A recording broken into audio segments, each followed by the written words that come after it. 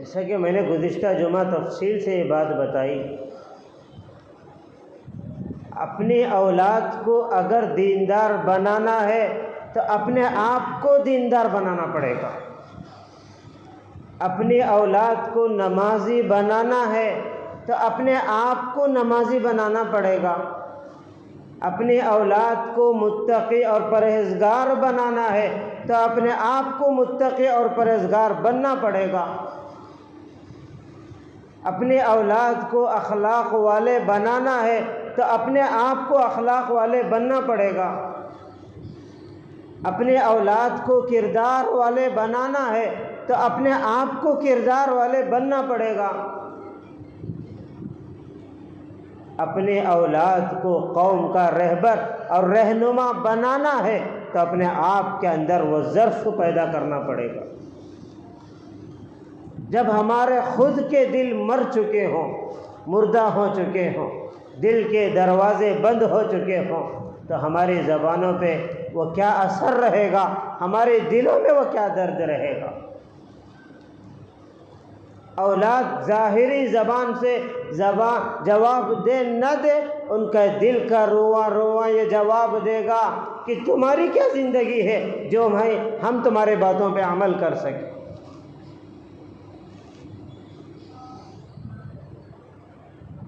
کون سا تقویٰ تمہارے پاس ہے، کون سے اخلاق تمہارے پاس ہیں، کون سی دینداری تمہارے پاس ہے۔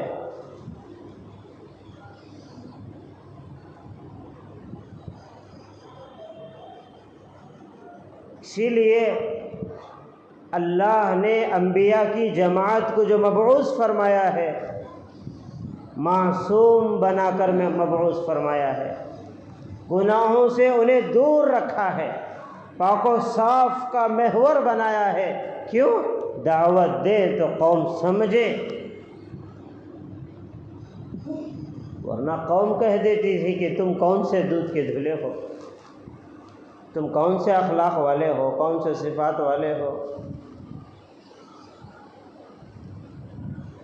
تو دو چیزیں عزیز دوستو، ایک اپنے آپ کو جتنا ہو سکے محنت کر کے اپنی زندگی کو تبدیل کرنا ہے، دوسرا اپنی اولاد کی تربیت، ان کی ترقی، ان کا تعلق اللہ سے جوڑنا، کیونکہ اولاد یہ اللہ کی طرف سے ایک نعمت ہے، ایک سرمایہ ہے، اللہ کی طرف سے ایک رحمت ہے۔ ہم اپنی اولاد کے لیے کچھ دے نہ دے، کچھ رکھے نہ رکھے، لیکن ضرور ان کی تربیت کریں۔ ان کے دیندار کا ہونا یہ ہمارے لیے بھی بہتر ہے اور ان کے لیے بھی بہتر ہے۔ اگر ہماری اولاد دیندار بنے گی، ان کو اللہ کی معرفت حاصل ہوگی، وہ نیک بنیں گے، پابند بنیں گے، تو ان کی دعائیں ہمارے مغفرت کے لیے کافی ہیں۔ ہمارے بڑھاپے کا وہ سہارا بنے گی، دلوں کا سرور، دلوں کی راحت، آنکھوں کی ٹھنڈک بنے گی اور آخرت میں مغفرت کا ذریعہ بنے گی۔ ورنہ یہ اولاد جو ہم پسینہ بہا کر جن کی پرورش کرتے ہیں، رات دن ہمارے دل و دماغ انہی کی تربیت کے لیے، انہی کی ترقی کے لیے، انہی کی سہولتوں کے لیے ہم جو رات دن اسی فکر میں گھلتے ہیں، کہیں یہی اولاد ہمارے لیے پکڑ کا ذریعہ نہ بن جائیں، عذاب کا ذریعہ نہ بن جائیں۔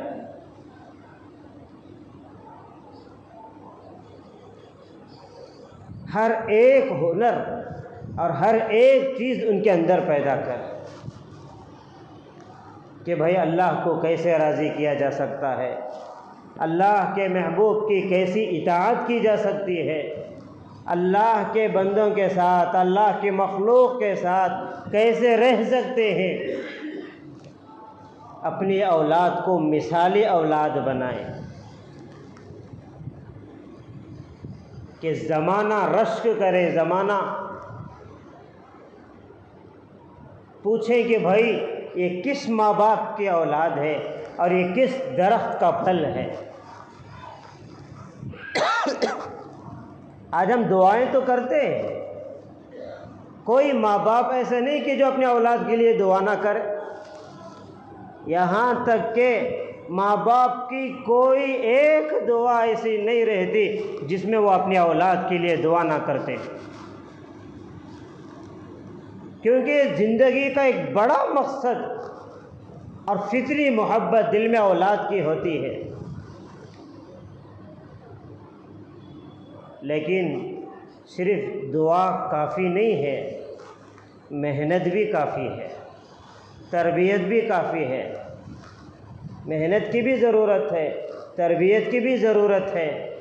محنت، مجاہدہ اور تربیت، اس کے ساتھ دعا ہوگی تو نور علی نور ہو جائے گا۔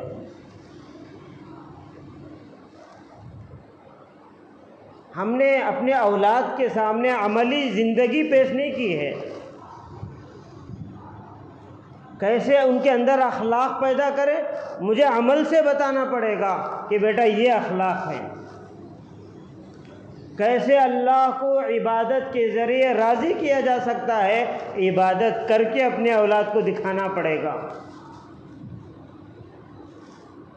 بعض لوگ عجیب انداز اپناتے ہیں، بچہ جب بھی گھر میں داخل ہوتا ہے یہ اپنی تقریر شروع کر دیتے ہیں تو بچہ سن کے سند ہو چکا ہے، بجائے وہ دل میں بات لینے کے اس کے اندر ایک ضد پیدا ہو گئی ہے۔ اس لیے نوجوان، اکثر نوجوان جو بچے ہیں، وہ جو بچے گھر میں رات کو دیر سے آتے ہیں، بھئی کون جائے، روز وہی باتیں، روز وہی ماں باپ کی پریشان کرنے والی باتیں، اگر ہم بجائے بات کرنے کے عملی اگر زندگی ان کے سامنے پیش کرتے تو ہماری اولاد آج دیندار بن جاتی، کیونکہ عمل سے جو تربیت ہوتی ہے وہ بہت مؤثر ہوتی ہے، بہت مؤثر ہوتی ہے۔ ہر ایک چیز ان کے اندر پیدا کرنا ہے، تقویٰ، طہارت، عبادات، اخلاق، صفات، سخاوت، ایک دوسرے پہ رحم کرنا، اور سارا قرآن کا خلاصہ ہی یہی ہے، اس کے علاوہ اور کیا ہو سکتا ہے؟ مولانا احمد علی لاہوری رحمۃ اللہ علیہ فرمانے لگے کہ میں بہت بڑے قرآن کے تفسیر کے بڑے ماہر شخصیت اور بہت بڑے اللہ کے ولی، کہ میں ریلوے اسٹیشن پر کھڑا رہوں اور ٹرین آ بھی جائے، میرا ایک پیر ٹرین کے ایک پائیدان میں رہے، دوسرا اسٹیشن پر رہے، اگر کوئی دوڑتے ہوئے آ کر کہے کہ حضرت قرآن کا خلاصہ بیان کر دیں تو میں چند لمحوں میں اسے پورے قرآن کا خلاصہ بتا سکتا ہوں۔ پوچھا کہ حضرت وہ کیسے؟ کہا کہ سارے قرآن کا خلاصہ یہ ہے، اللہ کو راضی کرے اس کی عبادت کے ساتھ، اس کے عبادت کے علاوہ کسی کی عبادت جائز نہیں ہے، عبادت صرف اللہ کی ہے۔ یہ ماتھا اگر جھکے گا تو صرف اللہ کے سامنے جھکے گا، یہ ماتھا اگر جھکے گا تو صرف اللہ کے سامنے جھکے گا، اور اس کے علاوہ کسی اور کے سامنے جھک نہیں سکتا۔ ہمیشہ رہے تیرے در پہ سرے تسلیم خم میرا، رہے تیرے تصرف میں زباں میری قلم میرا۔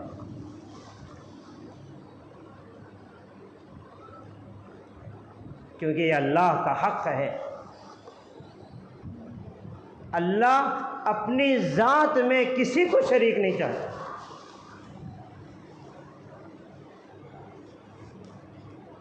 اور کل قیامت کے دن ہر ایک کو ہو سکتا ہے اللہ کی رحمت جوش میں آئے، سب کو معاف کر دے۔ زانی بھی معاف ہو سکتا ہے، شرابی بھی معاف ہو سکتا ہے، جواری بھی معاف ہو سکتا ہے، ہر ایک کو اللہ معاف کر سکتے ہیں، لیکن اللہ بھی سچا ہے، اللہ کا کلام بھی سچا ہے۔ ان اللہ لا یغفر ان یشرک بہ ویغفر ما دون ذلک لمن یشاء، اللہ مشرک کو کبھی معاف نہیں کرے۔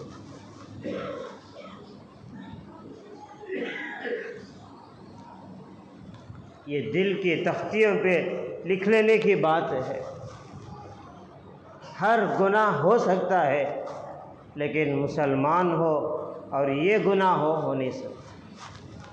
اللہ نے اس ماتھے کو صرف اس سر کو اپنے سامنے جھکنے کے لیے بنایا ہے۔ حضرت مولانا احمد علی لاہوری رحمۃ اللہ علیہ کہنے لگے، سارے قرآن کا خلاصہ یہی ہے کہ یہ سر اللہ کے سامنے جھکا کے اللہ کو راضی کیا جائے۔ دوسرا، رسول اللہ صلی اللہ علیہ وسلم کے فرمان پر عمل کر کے رسول کی اطاعت کی جائے۔ تیسری جو بات ہے وہ اللہ کے مخلوق کی خدمت کر کے مخلوق کو راضی کرے۔ یہ سارے قرآن کا خلاصہ ہے۔ اگر کوئی بندہ یہ تین کام اپنی زندگی میں کر لے تو جنت اس کے استقبال کے لیے تیار ہے، جنت کے دروازے اسی کے لیے کھولے جاتے ہیں۔ یہی سب کچھ ہے، دو چیزیں ہیں، ایک حقوق اللہ ہے، ایک حقوق العباد ہے۔ اللہ رسول کو راضی کرنا اور اللہ کے مخلوق کے حقوق ادا کر کے ان کے دلوں کو جیتنا ہے اور ان کے دلوں سے دعائیں لینا ہے۔ تو ذہن میں بات آئی تو اسی مضمون کو میں آپ کے سامنے رکھوں۔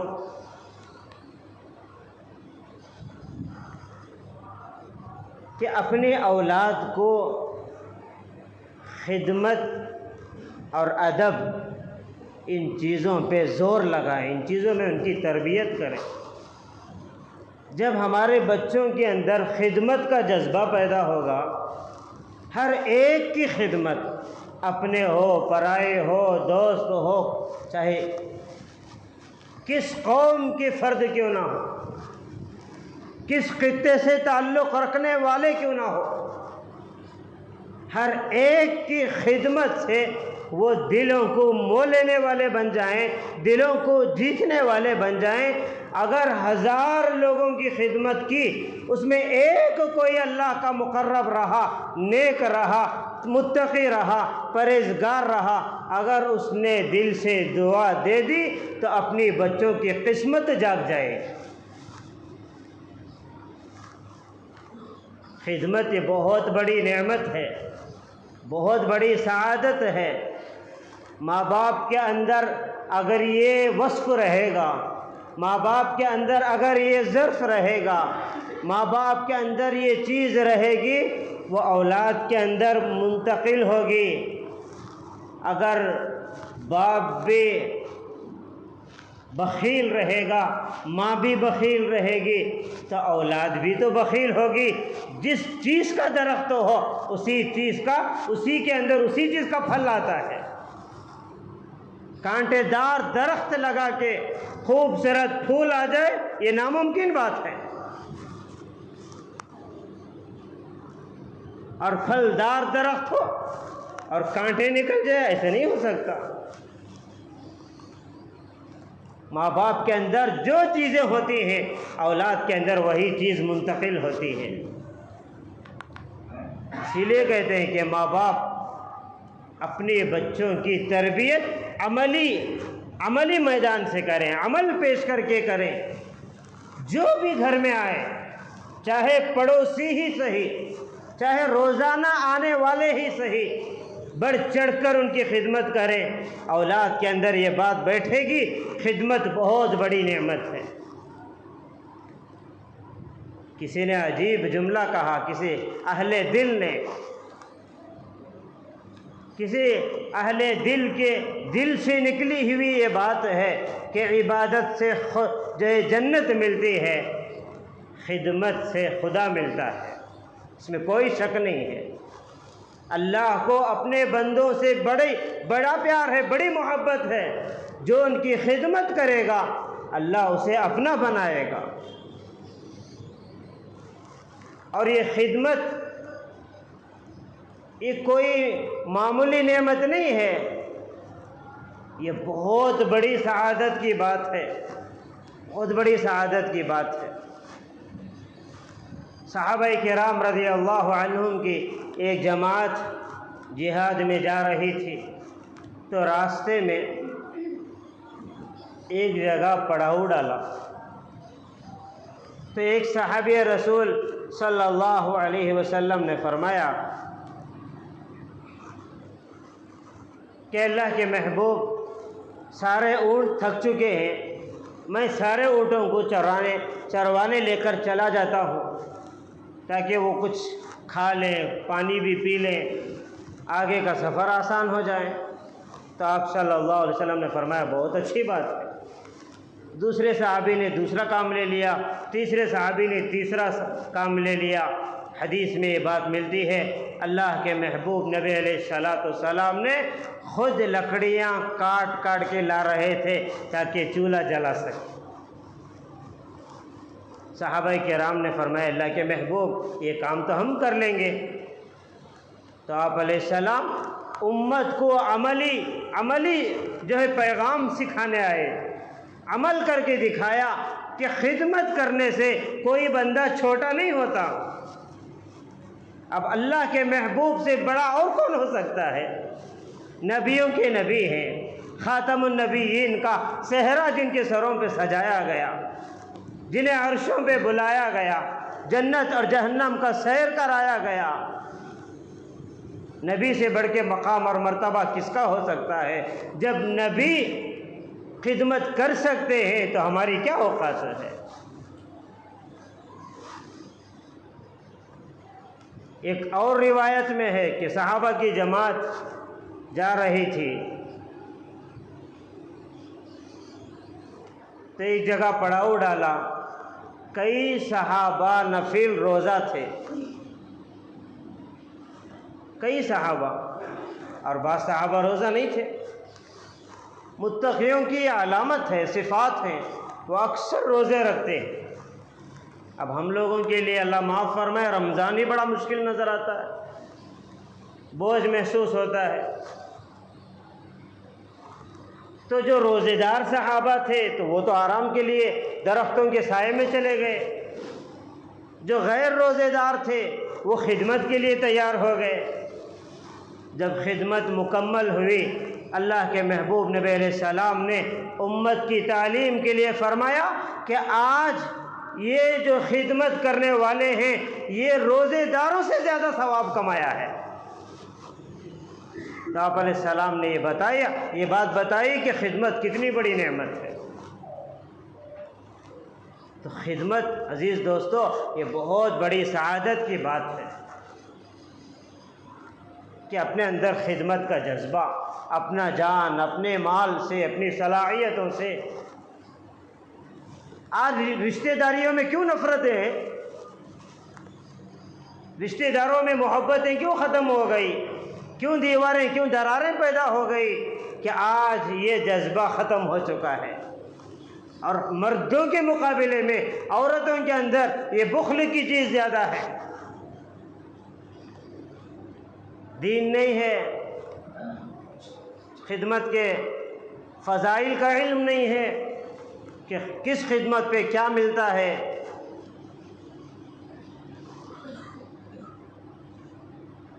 تو وہ آنے والوں میں دیکھتے ہیں کہ کس کی طرف دل مائل ہوتا ہے ان کی خدمت کرتے ہیں، جن سے دل نہیں لگتا ان سے خدمت کوئی نہیں۔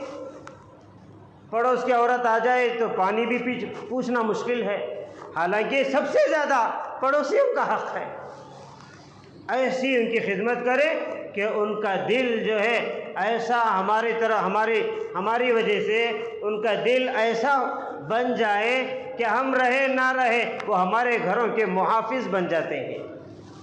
جب ہم خدمت نہیں کرتے، اب ہر ایک کا یہ سوال، بھائی ہم تو سب ٹھیک ہیں، وہ ہمارے پڑوسی ٹھیک نہیں ہیں، سب کا یہی سوال ہے۔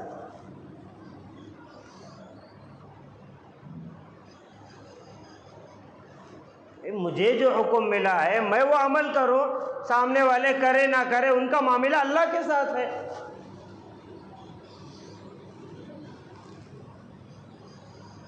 تو اپنے اولاد کو جہاں تربیت کرنا ہے وہاں عزیز دوستو 3 چیزوں کی بڑی اہمیت ہے۔ جو ماں باپ اپنے اولاد کے اندر یہ 3 چیزیں پیدا کر کے جائیں، اس رب کی قسم اللہ انہیں اولاد کے ذریعے ماں باپ کو مغفرت کرے گا، ماں باپ کو اپنی رضا کا پروانہ دے گا۔ ایک، اپنی اولاد کو نماز کا پابند بنا کے جائے، نماز کے مقابل معاملے میں کوئی کمپرومائز نہیں ہے، کوئی چھوٹ نہیں ہے۔ ہر نماز کا اپنے اولاد سے جائزہ لیں، ہر نماز کا، ہر معاملے میں۔ اگر وہ بالغ ہونے تک اگر ہم یہ کام کریں گے عزیز دوستو، وہ بالغ ہونے کے بعد وہ نماز اللہ کے لیے پڑھنے والے بن جائیں گے۔ اب بچپنا ہے وہ اللہ کے لیے پڑھے، یہ بہت مشکل ہے۔ وہ آپ کو ڈر کے پڑھتے رہیں گے، اللہ وہ چیز ان کے اندر پیدا کرے گا، ایک وقت آئے گا کہ ان کی نماز اللہ کے لیے بن جائے گی۔ اپنے اولاد کو دیندار بنا کے جائیں، اپنے اولاد کو نمازی بنا کر جائیں۔ اب کتنے ماں باپ ہیں جو اپنے اولاد کو نماز کو لے کر آتے ہیں؟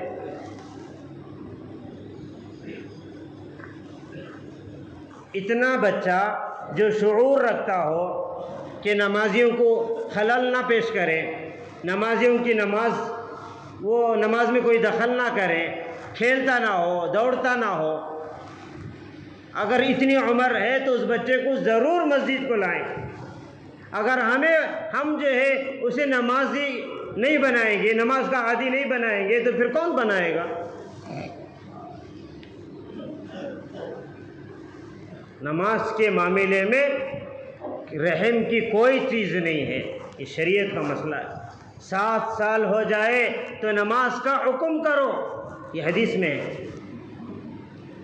7 سال کی عمر ہو جائے، مارنے کا نہیں ہے، 7 سال کی عمر میں صرف بار بار نماز پہ زور۔ 10 سال تک یہ صرف ترغیب دینا ہے۔ 10 سال کی عمر سے وہ ہر حال میں نماز پڑھنا ہے، ورنہ ترتیب بنائیں۔ اگر اس کی ایک نماز چھوٹ جائے تو اس کا یہ جرم ہے، نماز چھوٹ جائے تو یہ جرم ہے۔ یہ تربیت ہے عزیز دوست۔ نماز کے معاملے میں اپنے اولاد کے لیے کوئی ڈھیل نہیں ہے۔ اب یہاں نماز چلتی ہے، آپ دیکھیں یہ سارا میدان بھرا رہتا ہے، کسی باپ کو یہ توفیق نہیں ہوتی کہ ساتھ میں اپنے بیٹے کو لے کر ساتھ میں کھڑے۔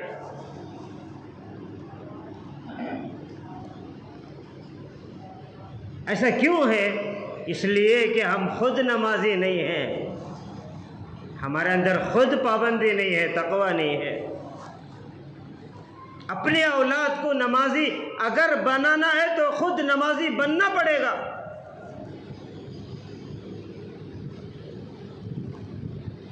دوسری جو چیز کتابوں میں علماء نے لکھا ہے کہ جھوٹ کے معاملے میں اپنے اولاد کا ایسی نگرانی کریں کہ بچے کے دل میں یہ بات بیٹھ جائے، ہر بات مجھے منظور ہے لیکن اگر تیری زبان سے جھوٹ نکل جائے یہ مجھے برداشت نہیں۔ یہ تربیت کا وقت ہے۔ اولاد بڑی ہو گئی، پختی ہو گئی تو آپ حکم نہیں چلا سکتے، آپ مار نہیں سکتے، کیونکہ آپ کی تربیت کا وقت نکل چکا ہے۔ آج کتنے ماں باپ رو رہے ہیں، تڑپ رہے ہیں۔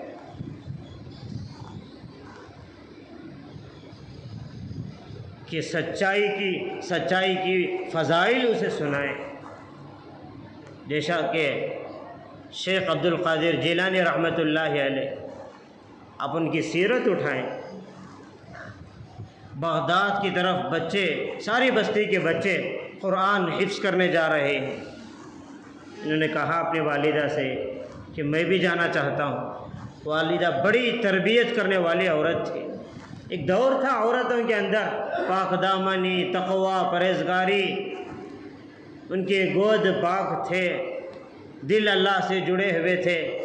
اولادیں جو پیدا ہوتی تھی تو کوئی عبد القادر جیلانی، کوئی شیخ محی الدین اجمیری، کوئی صلاح الدین ایوبی، کوئی محمد بن قاسم، ایسے پیدا ہوتے تھے۔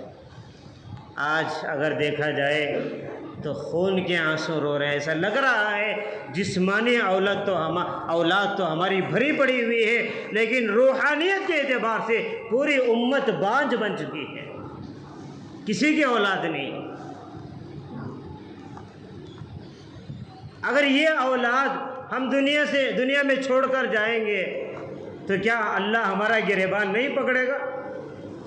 کیا ہماری اولاد بڑے ہو کر امت میں فساد نہیں پھیلائے گی، خون ریزی عام نہیں کرے گی، زندگیاں نہیں برباد کرے گی؟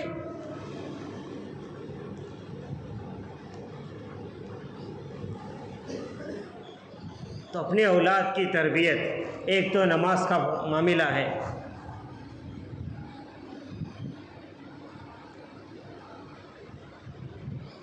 دوسرا جھوٹ کا معاملہ، جھوٹ کسی حال میں نہیں۔ تو شیخ عبد القادر جیلانی رحمۃ اللہ علیہ ماں سے کہہ رہے ہیں کہ میں بھی جانا چاہتا ہوں۔ والدہ نے اجازت دے دی، تیاری کی۔ کوئی ایسا مدرسہ نہیں کہ صبح کو جا کے شام کو آ جائے، بھئی ایسا مدرسہ اور اتنے دور کا سفر کہ بچہ اب جائے تو حافظ عالم بن کر واپس ہو۔ کیا جگر ہوگا ماں کا، کیا ظرف ہوگا ماں کا۔ اتنی بڑی قربانیوں کے بعد یہ چیز پیدا ہوئی ہے۔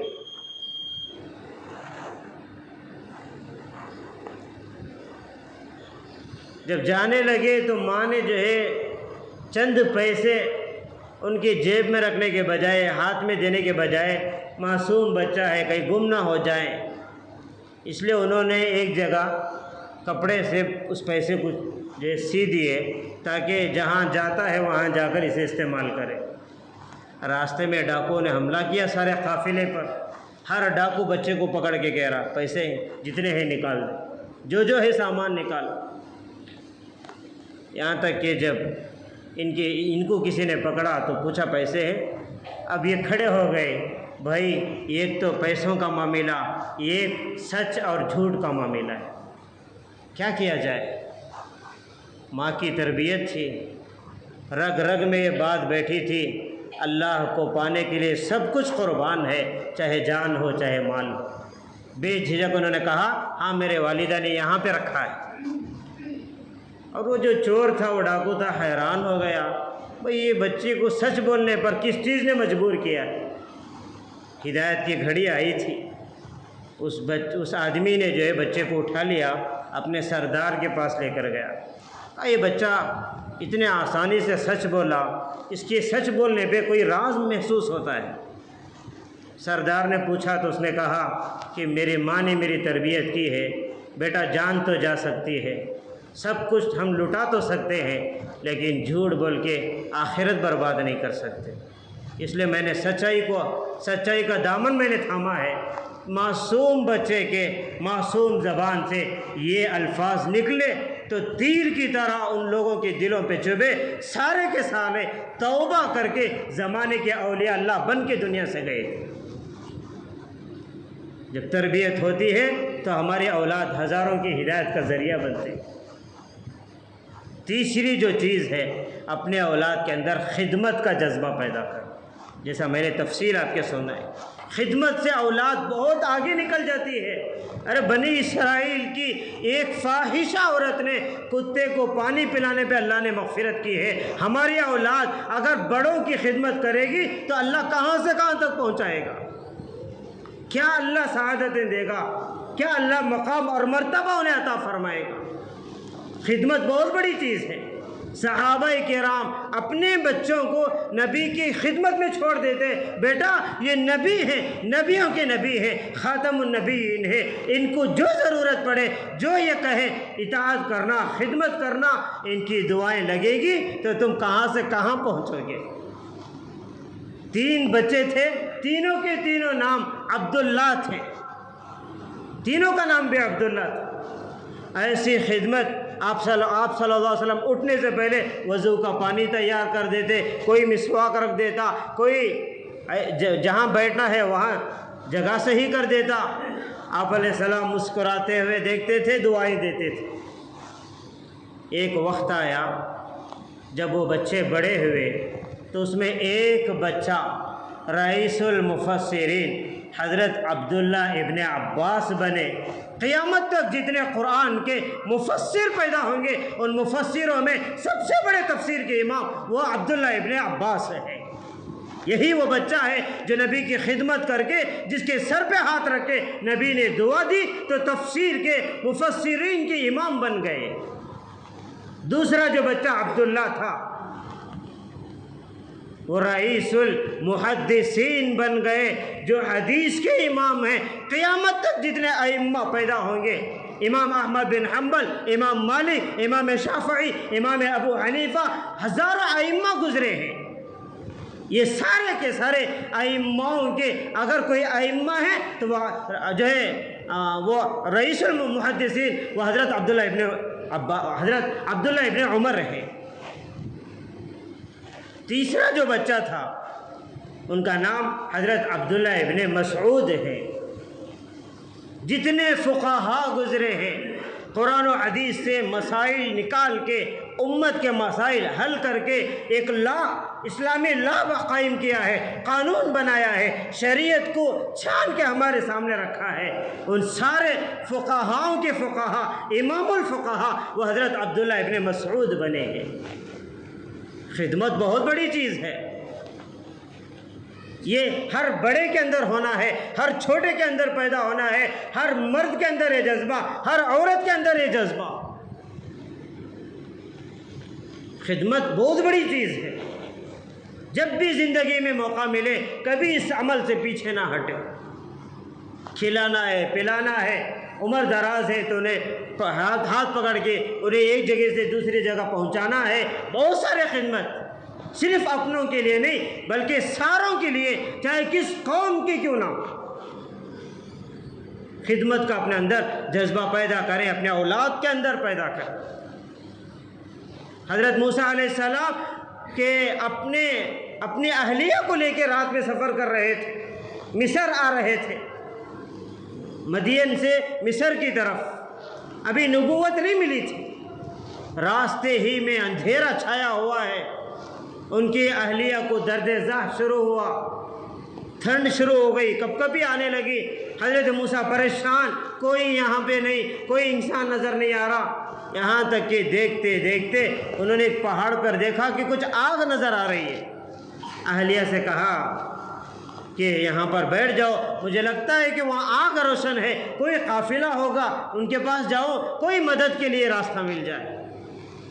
اب وہ پہاڑ حضرت موسیٰ نہیں جانتے تھے کہ وہ بڑا مقدس پہاڑ تھا۔ اس پہاڑ پر چڑھے تو وہ آگ نہیں تھی بلکہ ایک روشنی تھی جو اللہ کی طرف سے۔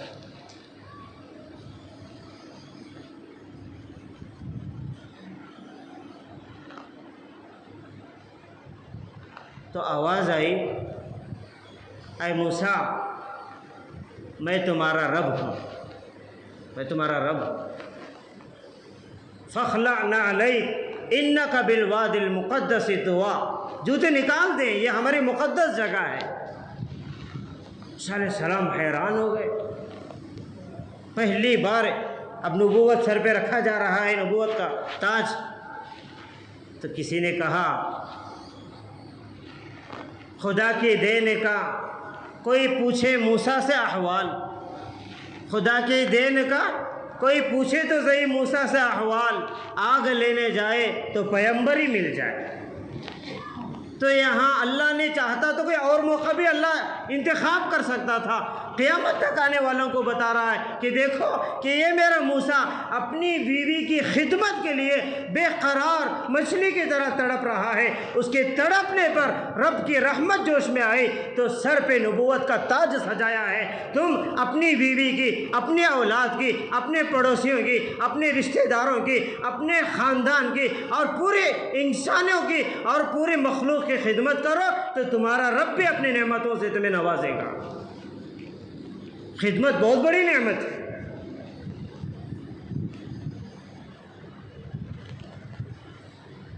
کسی کو ہنسانے پر بھی کیا اجر ہے، اگر آپ احادیث اٹھائیں گے تو حیران ہو جائیں گے۔ اللہ نے بہانے رکھا ہے ہماری مغفرت کے لیے۔ تو قریب کا ایک واقعہ ہے، ہمارے استاد محترم نے بتایا ہے کہ ایک فیملی بڑی رائل فیملی، بڑی اللہ نے بہت کچھ دے انہیں نوازا تھا، لیکن زندگی میں دین نہیں۔ تو ایک بیٹا تھا چھوٹا سا، میاں بیوی میں ایسے جھگڑے، ایسے لڑائی روز کا معمول، یہاں تک کہ تنگ آ کے کہنے لگے پتہ چلو ہمارے دونوں میں کوئی بنتی نہیں ہے، ہم دونوں جو ہے اپنی زندگیاں الگ الگ کر لیں۔ بہت بڑی عمدہ کار میں وہ جا رہے تھے۔ تو جب وہ جا رہے تھے تو راستے میں تو ان کا جو بچہ ہے وہ باپ اور ماں کے درمیان کھڑا ہو گیا، کار میں کھڑا ہو کر جو ہے کہ وہ دونوں کے کاندھوں پہ، کبھی باپ کے کاندھے پہ گود میں گر جاتا، کبھی ماں کے گود میں گر جاتا، ایسا کھیل رہا تھا۔ اتے کے اندر ایک پاس میں سے ایک نوجوان گزر رہا تھا، وہ بچہ بہت کیوٹ نظر آیا، بہت خوبصورت نظر آیا۔ تو یہ جاتے جاتے نوجوان تو مذاق کرتے ہی رہتے، وہ راستے میں ہی بچے کو کبھی ہاتھ ہلاتا، کبھی ہنساتا، کبھی کھلا، عجیب انداز۔ وہ بچہ اس نوجوان کو دیکھ کے اڑ اڑ کے کھیل رہا تھا، اس کا کھیلنا، اس کا ہنسنا، اس کا مسکرانا تو دیکھ کر باپ بھی سینے سے لگا لیتا، ماں بھی سینے سے لگا لیتی۔ باپ نے کہا کہ اتنے خوبصورت بچے کو ہم کیسے چھوڑیں، زندگی اگر ہماری جدا ہو گئی، چلو اس بچے کے نام پر ہی صحیح کچھ نہ کچھ برداشت کر کے زندگی چلائیں گے۔ وہ جو نوجوان جب جا رہا تھا تو اس کا ایکسیڈنٹ ہو گیا، یہاں تک کہ وہ خود یہ نوجوان نے ہمارے استاد کے سامنے یہ بیان کیا ہے، مجھے ایسا لگنے لگا کہ میری جسم سے روح نکل گئی ہے، اور میں نے ان آنکھوں سے، میرا اللہ نے کبھی کبھی اللہ یہ منظر دکھاتا ہے، میرے آنکھوں نے یہ منظر دیکھا کہ میں نے جنت میں اپنا محل دیکھا ہے۔ میں نے کسی سے پوچھا، فرشتے سے، کہ بھائی یہ کس بنیاد پہ اللہ نے مجھے دیا ہے؟ تو کہنے لگا کہ بھائی تو اس بچے کو ہنسانے پہ ان کی اجڑی ہوئی زندگی ان کے ماں باپ کی بن گئی، تیرے رب نے تیرے گناہ معاف کر کے تیرے مغفرت کر دی ہے۔ اب یہ زندہ واقعہ کوئی صحابہ تابعین کے دور کا نہیں ہے۔ آج ہمارے زندگیاں ویران ہو چکے ہیں اس لیے کہ ہمارے اندر صفات نہیں ہیں۔ تو اپنے اندر عزیز دوستو ایک ایسی خوبصورت زندگی بنانا ہے کہ ہماری زندگی بھی دوسروں کے لیے راحت بنے، ہماری اولاد کی زندگی بھی دوسروں کے لیے راحت کا ذریعہ بنے۔ بس اللہ سے دعا کرے اللہ تعالیٰ یہ سارے خوبیاں، سارے صفات اللہ ہم جیسے گنہگاروں کو بھی نصیب فرمائے۔ وآخر دعوانا ان الحمد للہ رب العالمین۔